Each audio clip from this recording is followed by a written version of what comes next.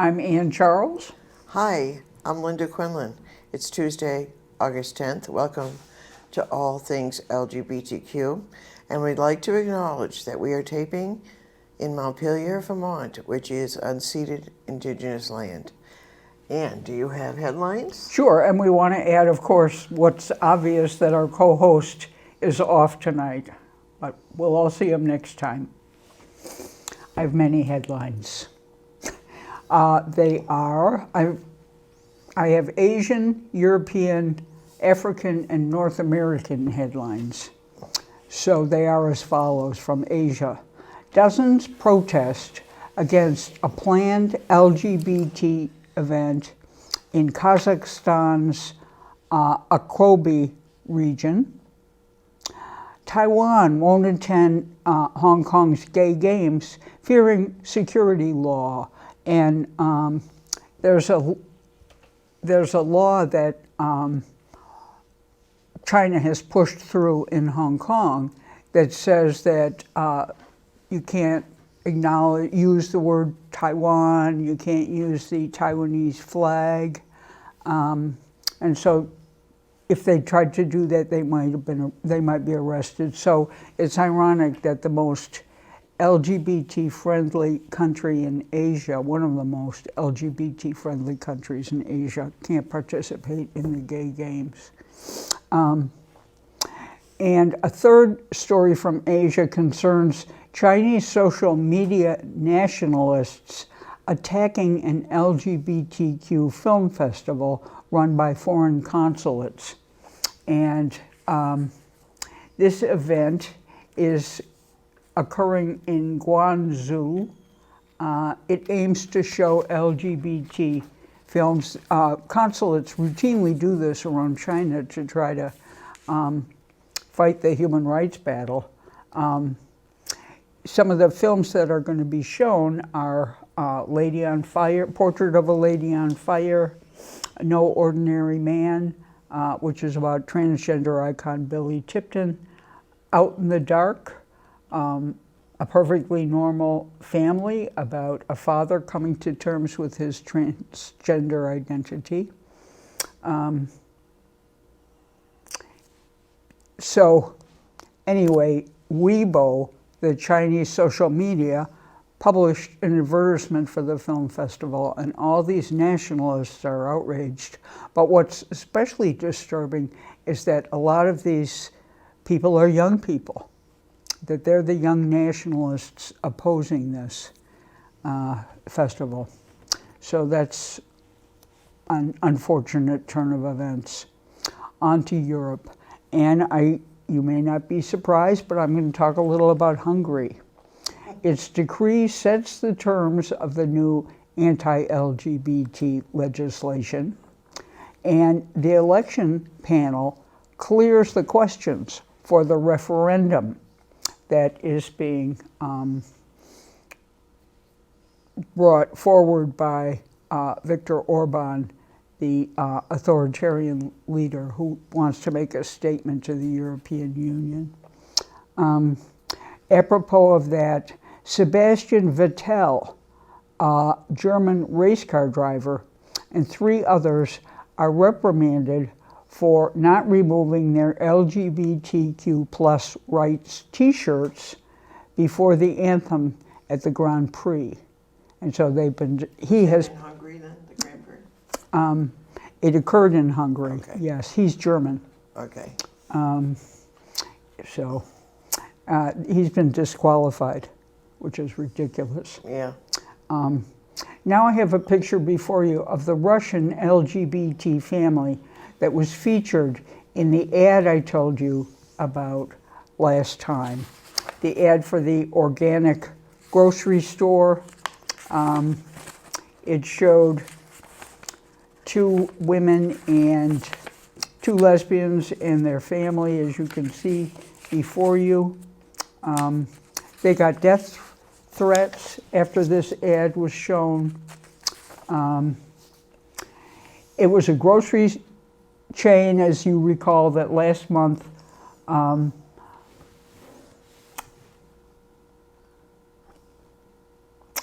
presented a photo of the four-member family who were, and the ad was pulled. There was a lot of uproar. They were threatened.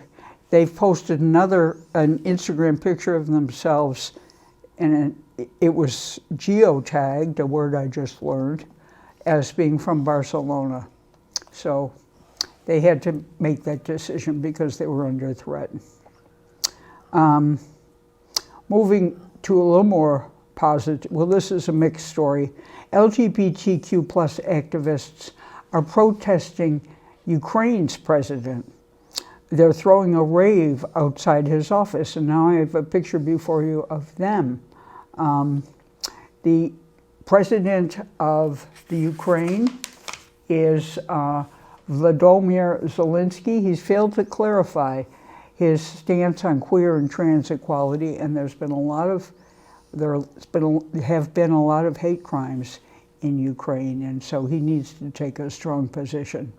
So they're doing a rave, and they are, not to be confused, this advocacy group is Ukrainian Pride, not to be confused with Kyiv Pride, which does the march. There's a little disagreement about strategy, but they're all working toward the same goal. And a transitional story about Snickers Spain. It pulls a TV ad after accusations that it was homophobic.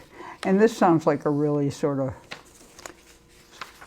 well, I'll let you decide. A 20-second commercial shows Spanish influencer and flamboyant gay man, Alessa Gabaja, transform into a bearded butch man with a low voice after eating a Snickers ice cream.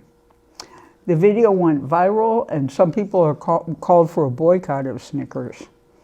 In it, Mr. Gabaja is at a beach bar with a friend where he asks the waiter for sexy orange juice with vitamins A, B, and C. The waiter, looking confused, offers him a Snickers ice cream. After taking a bite, he appears to transform into a bearded man. "Better?" the friend asks. "Better," replied the man. The slogan reads, "You're not yourself when you're hungry." It sounds just really stupid, but... stupid and really misguided. Yes. But this is a bad time in Spain, too, because in May, 5 men were injured in 3 attacks during a single week in Barcelona. And in 2008, Snickers had an ad that featured A-Team's Mr. T, calling a speed walker a disgrace to the man race. And of course, that ad was pulled. So Snickers better get its act together. In more positive news, Montenegro makes LGBT history with the first ever same-sex union. Aside from Montenegro, other Balkan states have been moving toward acceptance of LGBT people. Parts of Bosnia and Herzegovina have been poised to start a constitution consultation that could mean the government starts recognizing same-sex relationships. 71% of Montenegro's population labeled homosexuality as an illness. So this is progress in a very transitional country. Much more positive, let's take a look now at an out sailor, Jolanta Ogar of Poland.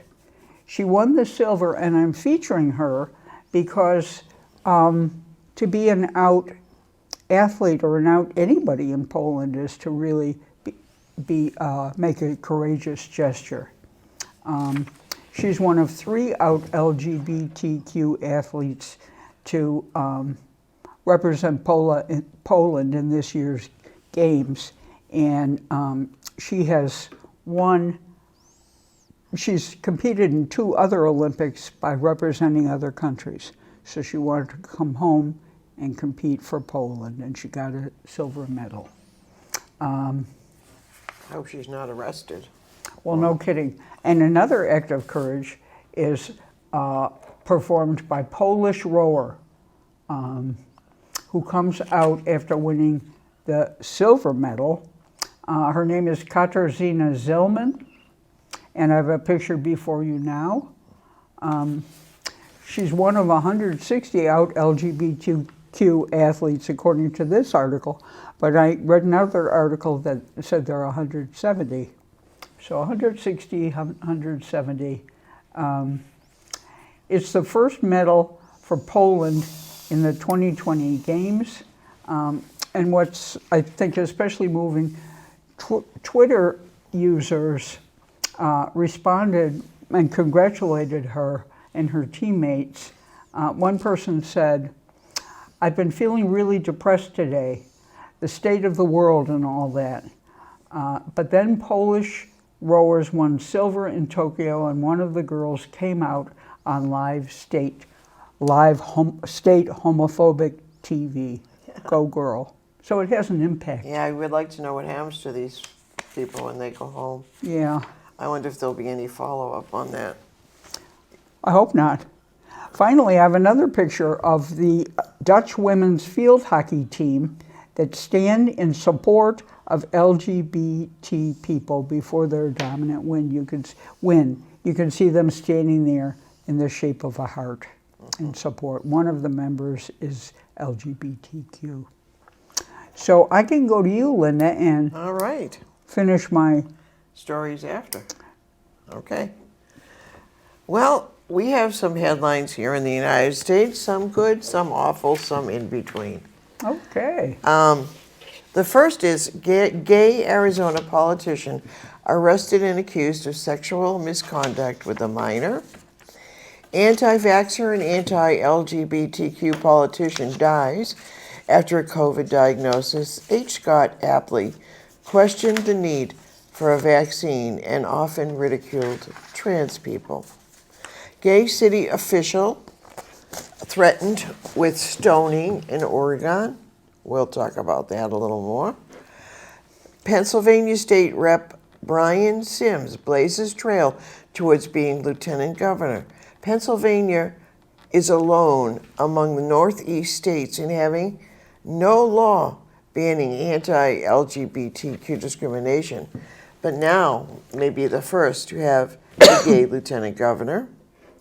President of the country's largest LGBTQ rights group is ensnared in Cuomo scandal. That's We'll have awful. more about that. Okay.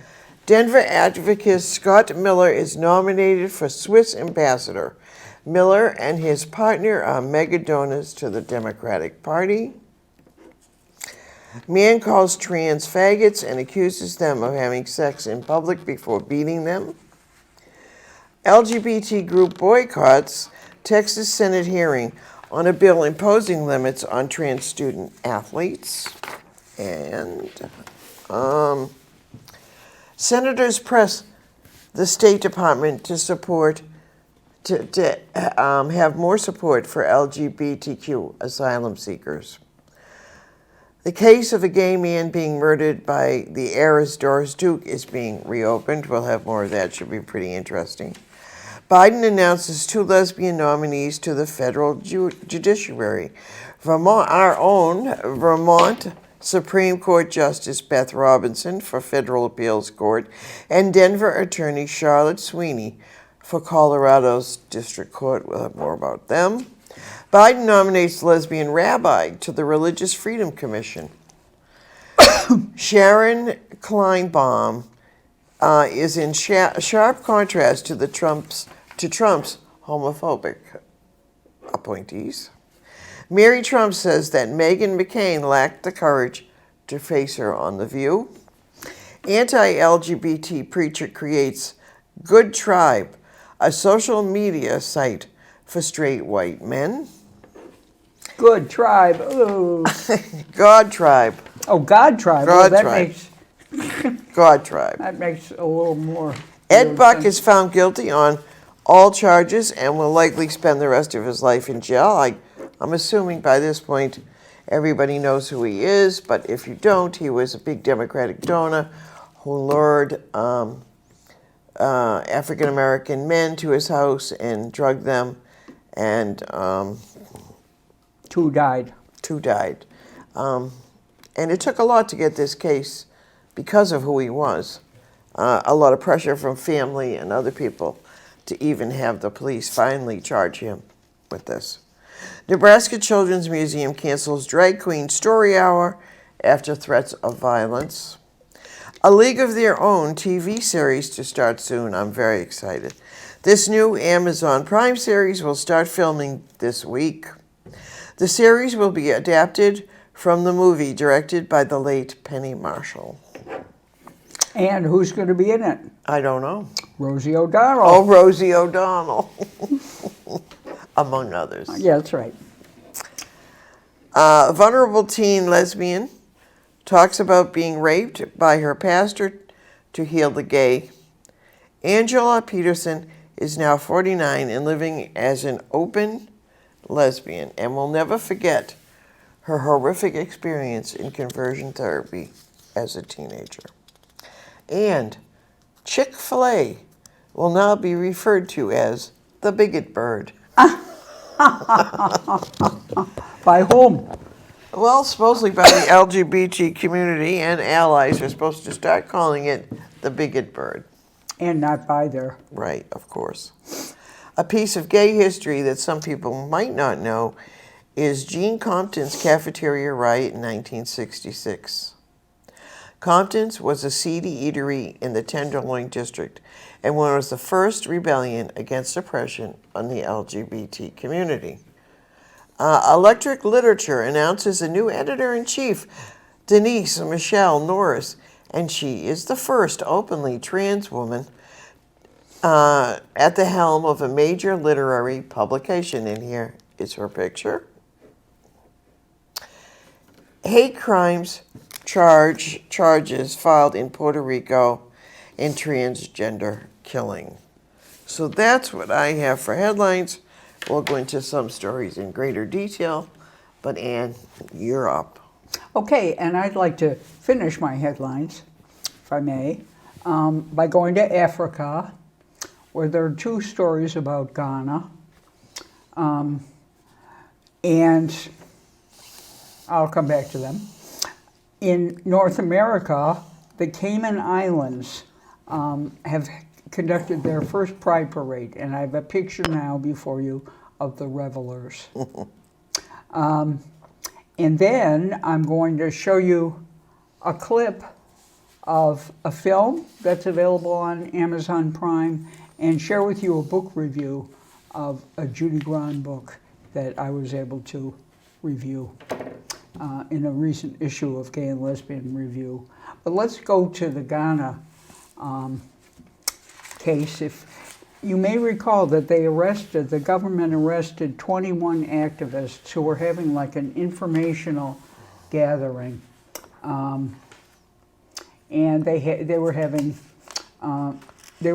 16 women and 5 men were arrested in May because they were conducting workshops and they had flyers called Coming Out and All About Trans. As we know at the moment, gay sex is punishable with up to 3 years imprisonment, but promoting gay rights is not illegal. So the organization LGBTQ plus Rights Ghana said the arrests were unlawful, and so they were. You might add that Ghana has not prosecuted anyone for same-sex relations in years, but LGBTQ people face frequent abuse and discrimination.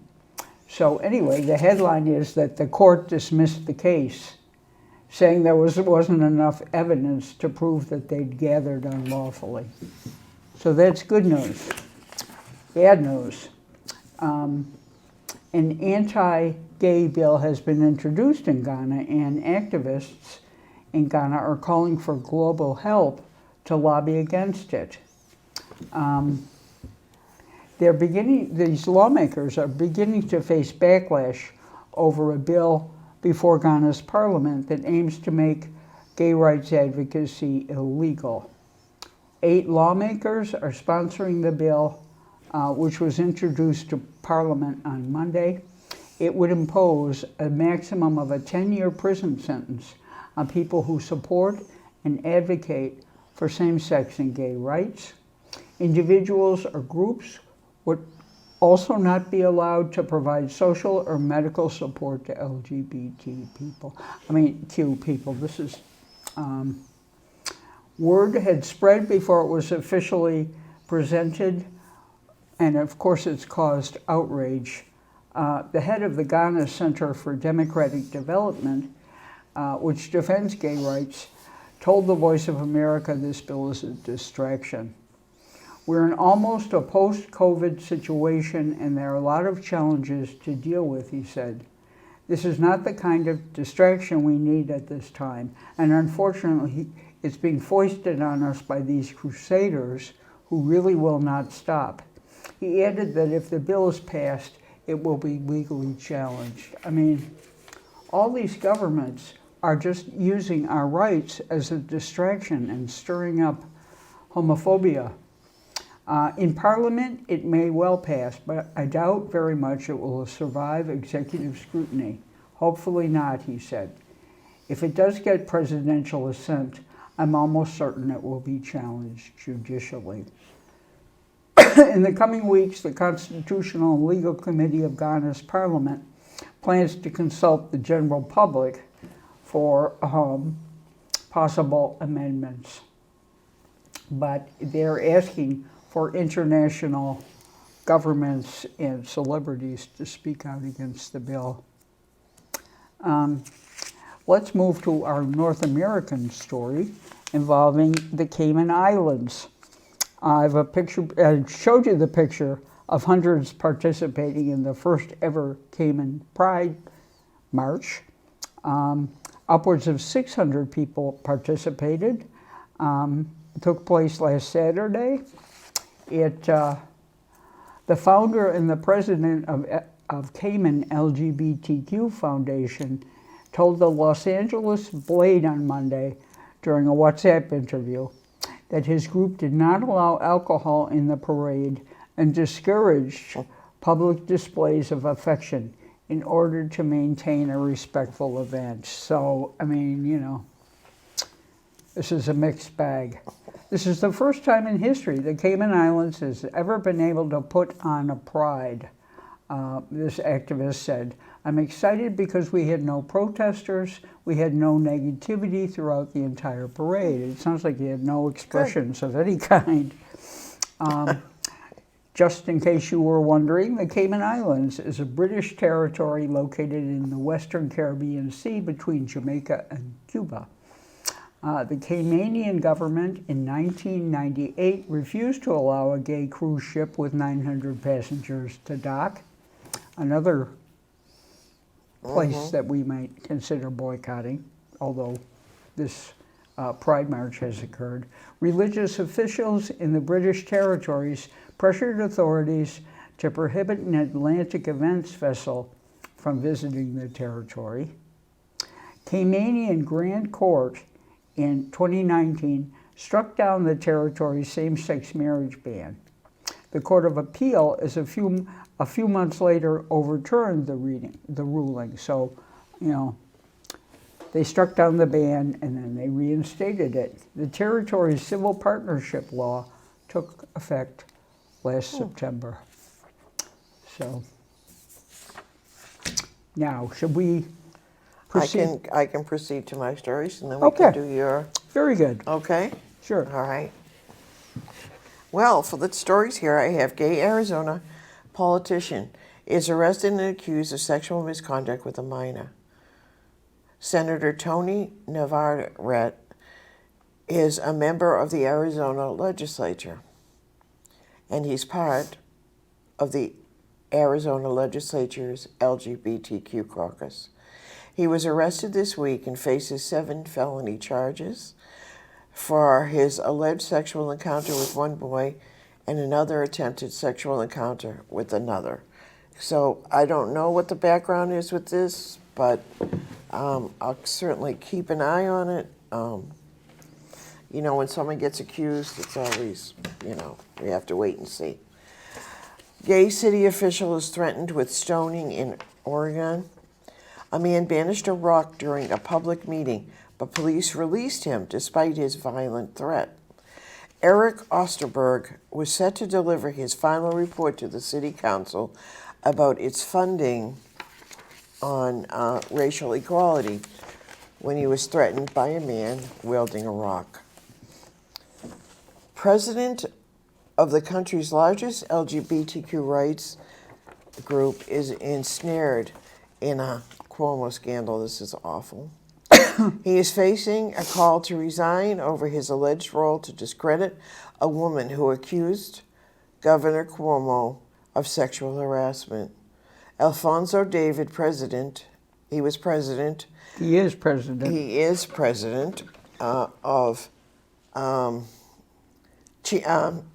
campaign president, and is mentioned throughout a report released Tuesday by the New York Attorney General that concluded that Cuomo did sexually harass nearly a dozen women and violated the law. LGBTQ activists are calling for David to step down as they allege they show he aided in efforts to discredit one of the governor's accusers. Most of the incidents mentioned in the report took place while David was serving as president of the Human Rights Campaign. May I say something? If you must. I read an article that described the board meeting with him, and he said, you know, he disavowed everything. He said, I didn't know anything, but they all said, it's in the report. It's in this, yeah. So, And Emil calls trans faggots and accuses them of having sex in public before beating them. Travis Crawford is being charged with felony counts of battery and jumping bail. Pressure from the community and the victims' parents, they had to really fight to get this considered a hate crime. So what happened was the two young people were tickling and cuddling under the tree in a park, and they said they weren't having sex, but this guy came over and just started yelling at them and calling them names, and then he started beating on them. So where was this? This was California. Senators pressed the State Department on support for LGBTQ asylum seekers. Led by Amy Klobuchar, who praises the Secretary of State, Anthony Blinken, for his commitment to help this vulnerable population. But they also would really like to see a report and have stronger action take place. The case of the gay man murdered by the heiress Doris Duke has been reopened. A new witness, a young paperboy who was at the scene, confronted Duke moments after she killed a gay war hero. I reached out to police, says the author of Homicide at Rough Point. Police had given the billionaire the benefit of the doubt, and the conclusion of the Newport police chief in 1966 was that Eduardo's death was an unfortunate accident. Peter Lance's former ABC correspondent has written Homicide at Rough Point, which gleaned evidence, forensic experts, and others, which leaves little doubt that Duke indeed killed Eduardo. So that should be interesting. Money and power. Yeah. What's new? Yeah. Biden announces 2 lesbian nominees to the federal judiciary. Our own Vermont Court Justice Beth Robinson for Federal Appeals Court, and Denver Attorney Charlotte for Colorado's District Court. Robinson was co-attorney in Baker versus State, the case that resulted in the 1999 Vermont State Court, the case that resulted in ruling that a state that the state must grant same-sex couples the same rights and benefits as they do same-sex gender couples. Vermont became the first state with civil unions. Robinson advocated for that law as head of the Vermont Freedom to Marry. She is a member of the Martin Shepard Foundation, and she's a board member. So. And a former guest on our show, and a lovely person. Yes, and I don't know what the date of that show was, but you could look it up on YouTube. Ann interviewed her. And all of Vermont, all of progressive Vermont is cheering this decision. Yes. And rightly so. It's a wonderful thing. I don't know when the nomination process is or how She has to be long confirmed. it is, but she has to be confirmed. But I don't know when they take this up. Right now they're working on the infrastructure bill, so The infrastructure bill passed. yeah, but don't they still have more work? And now it has to go back to the house of the house. Oh, and then yeah, back, because they want reconciliation yeah, and so forth. Yeah. Anyway, Mary Trump said that Meghan McCain lacked the courage to face her on The View during McCain's final week as a co-host. I guess she's quit. I didn't know that. I didn't know that either. Huh? I didn't know she was even co-host. Yeah. Oh, I guess She's been there for a while. Mary Trump wasn't surprised that conservative McCain was missing from the discussion. McCain did spend her remaining time on The View, not when Mary Trump was there, but talking about why she hates Kathy Griffin. You remember Kathy did Poor the head? Kathy Griffin now. She's got lung cancer. Yeah. And she never smoked. But, she had the head. Remember, she showed the head in the Yes. plot. Yeah. So anyway, anti-LGBT preacher creates a social media space called God Tribe. This social media is for straight white men. Rick Wiles, the hate preacher, is excited about his new site. Finally, he says, a safe space for straight white cis men to gather online. He wants them to feel safe from being feminized, criticized, or called racist. So. Hate crime charges are filed in Puerto Rico's transgender killing. 3 men were charged with hate crimes after authorities accused them of using a paintball gun to shoot a transgender woman who was later found dead. Police have identified the woman as Alexa Luciano. And then we have, I think our last story here is story about Roberta Kaplan, another sad Oh, right. things.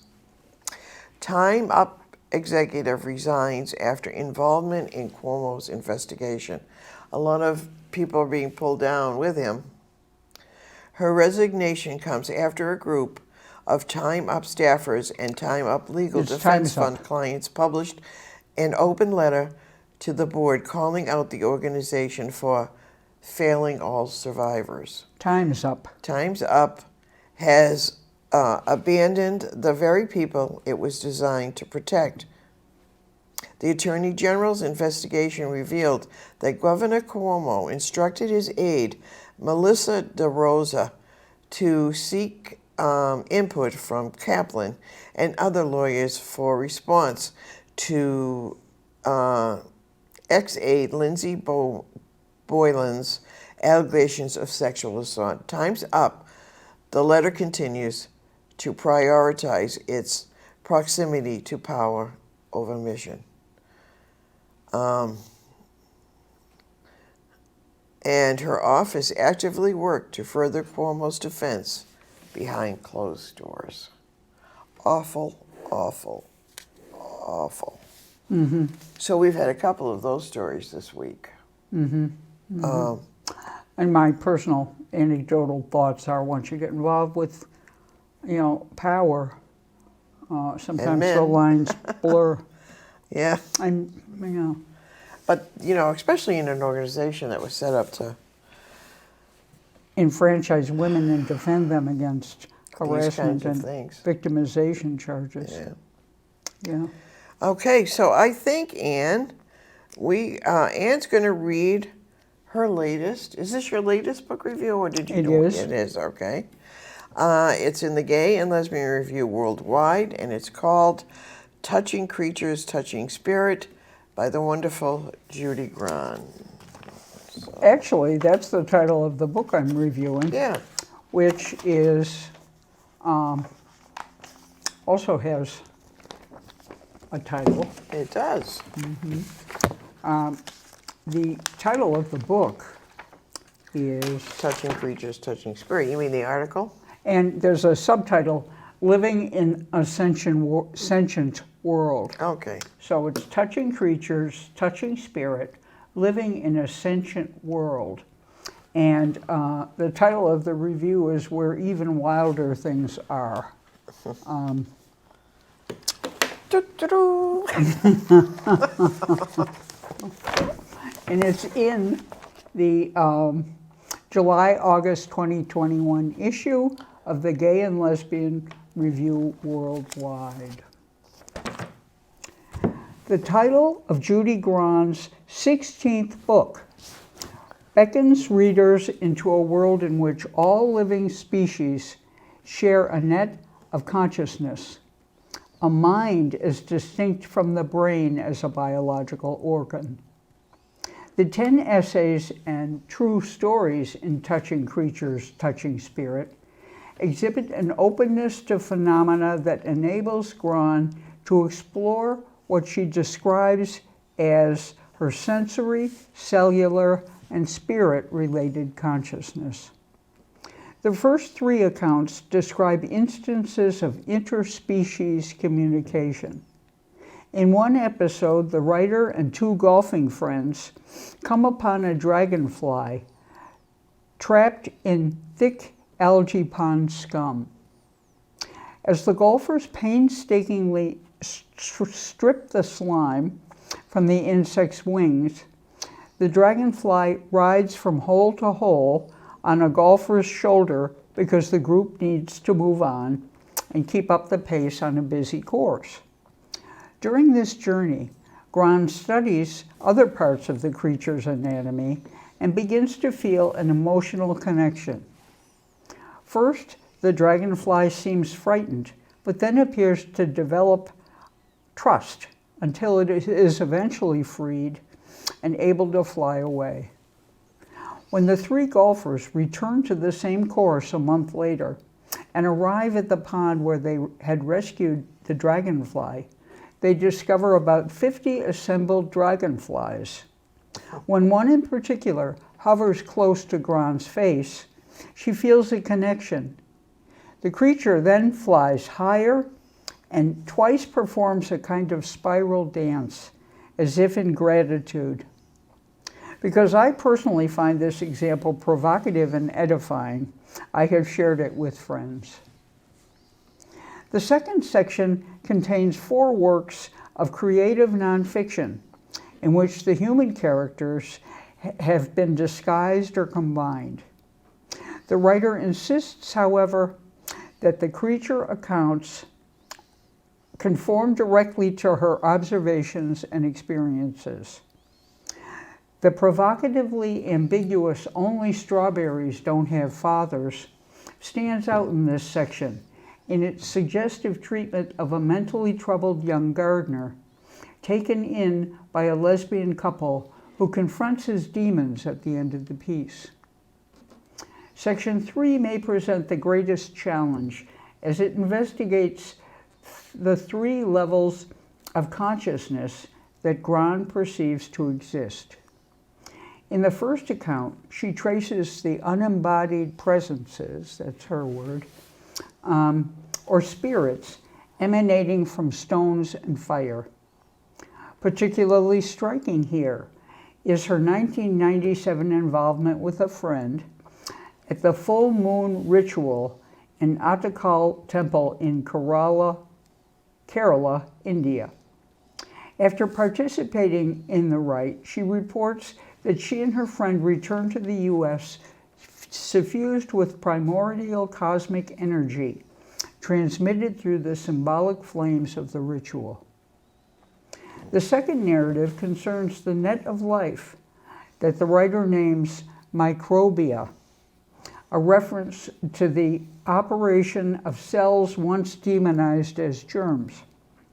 Grand's microbes can be healing and productive of positive outcomes. In this regard, she recalls her 42-year medical history of tonsillitis, strep, and other throat ailments, a history that ends when, while in therapy, she confronts the throat pain and choking sensation occasioned by her brother's early sexual molestation.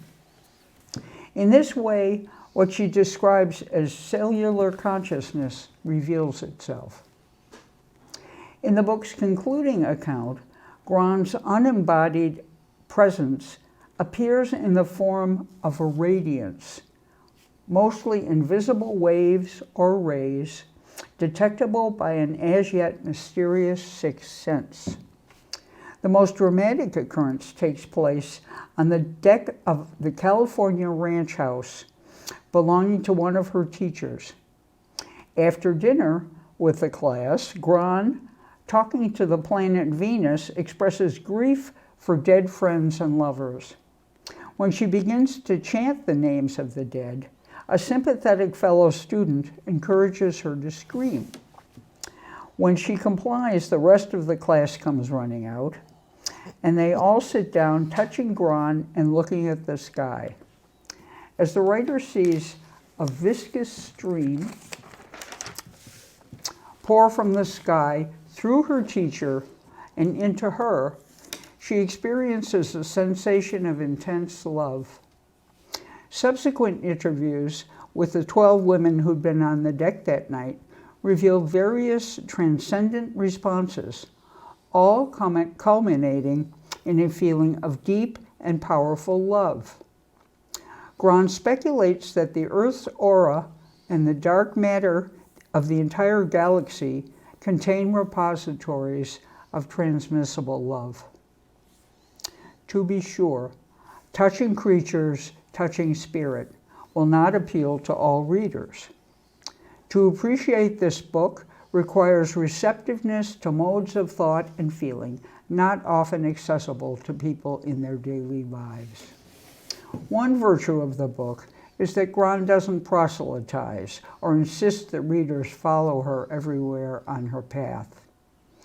The tone and attitude could be said to echo the words of warrior poet Audre Lorde, who ended each reading with the gentle valedictory, "Take from this what you can use."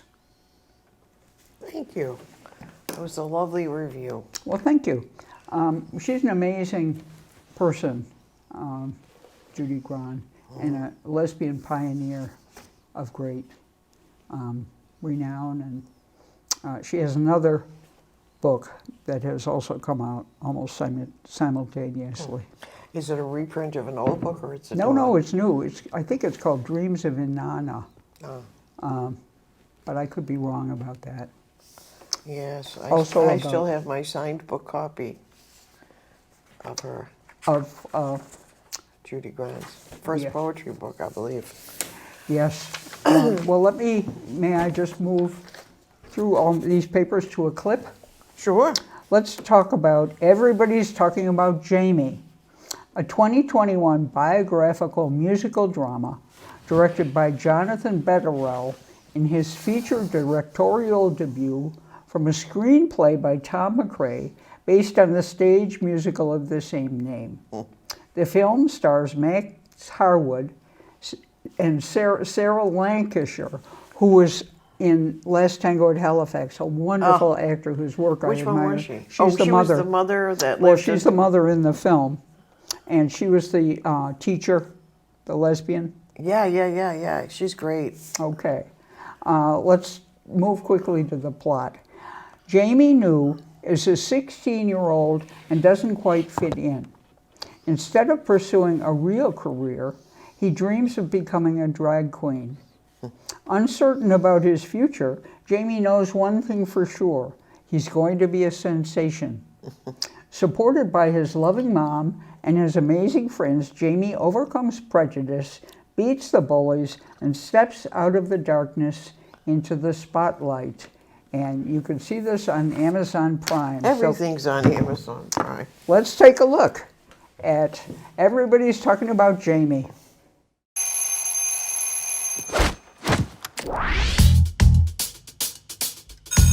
This is your last careers lesson. So, does anyone have a realistic career plan? Tyson, Denzel, what about you? YouTubers. I keep telling you all, you gotta keep things real. Jamie. Jamie New. Me? What do you wanna be? A performer. For a minute there, I had such high hopes for you.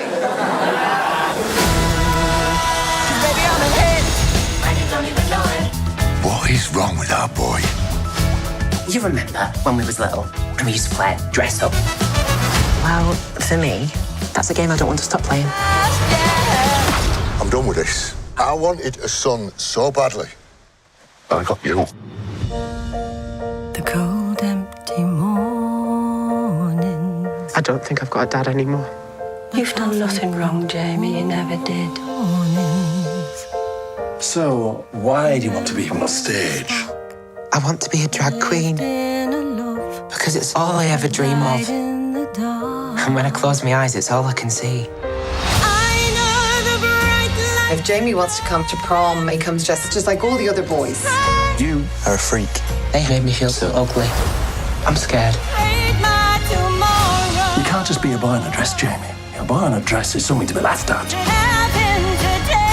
A drag queen should be feared. You won't believe the power it gives you. I don't just want to be one. I have to be one. Stop waiting for permission to be you.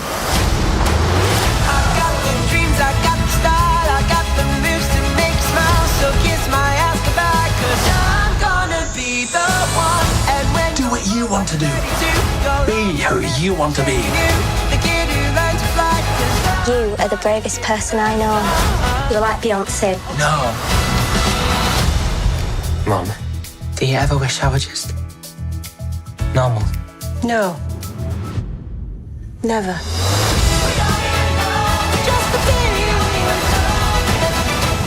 And you don't even know it. Your room's so tidy, I don't know how you do it. I don't have as many dresses as you do. Well, we're going to have to go to someone's house who has Amazon Prime. I know. I know. It was lovely. Well, I think we're done for the evening, are we? no, I'd like to return to the Hungarian situation, if I may. You would? Uh-huh. Okay. I'd like to talk a little about the, They just should be thrown out of the... well, apparently Orban has a lot of opponents, and they're coalescing to oppose him. When's he up for election again? I think it's next year in 2022. So he's stirring up all this trouble to try to Solidify his base. exactly. And at first he did it by stirring up anti-immigrant hatred, but now that's waning. So he's turned to the anti-LGBT. And that may do him in, hopefully. I hope it does. These questions that the election board has just approved, as I said before, are really rigged. They're like, would you support pressuring children to have transitional surgery? That kind of thing. Out of the union. Kick them all out. Yeah. Here are some of the questions, if I may. They're going to be asked, Hungarians are going to be asked whether they support the holding of sexual orientation workshops in schools without parents' consent, and whether they believe gender reassignment procedures should be promoted among children. The most provocative of questions. It's awful. They also will be asked whether content that could affect sexual orientation should be shown to children without any restrictions, and whether gender reassignment procedures should be available to children. Now, in contrast, in a hopeful undercurrent. Did they have any Americans going over there advising them as to what to put on this thing? I don't know. but 46% of Hungarians support same-sex marriage. Orban owes some of his electoral success to the tough line on immigration, which I mentioned. As that issue has receded, his focus has shifted to gender and sexuality issues, which I said.